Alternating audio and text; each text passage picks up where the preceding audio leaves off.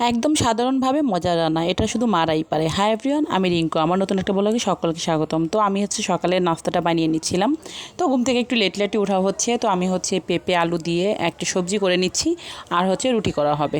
তো মা সাথে সাথে করে দিচ্ছিলো। মা আটাটা সিদ্ধও করে নিয়েছে, আর আটাটা মা মেখে দিচ্ছে, আর আমি এপাশে সবজিটা বসিয়ে দিয়েছি। তো সবজিটা আমি করে নিচ্ছিলাম, এরপর রুটিগুলো করে নেবো। সবজিটা একপাশে দিয়ে দিয়েছি, রুটিগুলো বেলে আমি করে নিচ্ছি। মা আটাটা ভালো করে মেখে দিয়েছে, আর রুটিগুলো অনেক সুন্দর হয়েছে। এবং আমার রুটিগুলো বরাবরই ভালো হয়, মাও অনেক সুন্দর রুটি বানায়। তো মা মেখে দিয়েছে, আমি আটাগুলো রুটিগুলো বানিয়ে দিচ্ছিলাম, আর মা আবার একটু সাথে করেও দিল। তো আমি প্রথমে কয়েকটা করেছি, পরে মা করে দিয়েছে। তো রুটি করাও হয়ে গিয়েছে, এখন সকালের খাবারটা খেয়ে নেওয়া হবে সবাই মিলে। তো আমি সবজি আর রুটি সবাইকে দিয়ে দিচ্ছিলাম। তো খাওয়া দাওয়া করে তারপর আবার রান্নাবান্না শুরু হয়ে যাবে দুপুরের। তো এই যে খাওয়া দাওয়া শেষ, এখন দুপুরে রান্নাবান্না বসিয়ে দিয়েছে, মাই রান্না বসিয়ে দিয়েছে।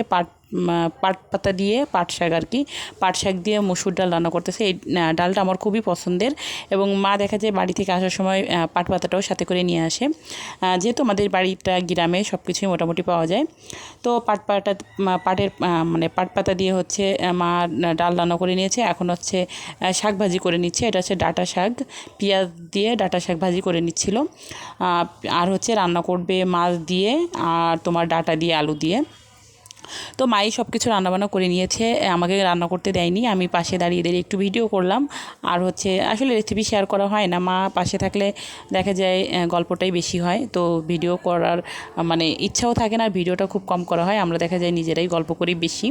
তো মার সাথে কথা বলতেছিলাম, মা রান্না করে নিচ্ছিল। তো মা আসলে অনেক সিম্পলভাবে রান্না করে, কিন্তু খেতে অনেক মজা হয়, কেন বুঝি না। নিজেরা অনেক সুন্দর করে অনেক গুছিয়ে রান্না করি, তারপরে দেখা যায় মায়ের হাতে রান্নার মতো কখনোই হয় না।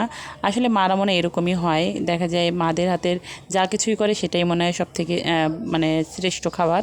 তো মা যে রান্না করে নিচ্ছিল ডাঁটা আলু দিয়ে মাছ দিয়ে। তো মার রান্না কিন্তু মোটামুটি সব হয়ে গিয়েছে। তো এই যে মাছের তরকারিটা হয়ে গিয়েছে, মাছের তরকারিটা এখন নামিয়ে নেবে। তো আমি মাঝে মাঝে মার কাছে যাচ্ছিলাম, একটু একটু করে ভিডিও করতেছিলাম। আসলে অনেকটা গরম ছিল আজকে, তো আমি আর পাশে দাঁড়িয়ে থাকিনি। মা বলছে তো দাঁড়িয়ে থাকতে হবে না, আমি রান্নাটা করে নিচ্ছি, যেহেতু সকালে আমি নাস্তাটা বানিয়েছি। যদিও মা সব কিছুতেই হেল্প করেছে, দেখা যায় মা থাকলে আমার তেমন কিছু করতেই হয় না, বরং আমি করার আগে সে নিজেই করে ফেলে, আর আমি কিছু করলে সে আমাকে হেল্প করে।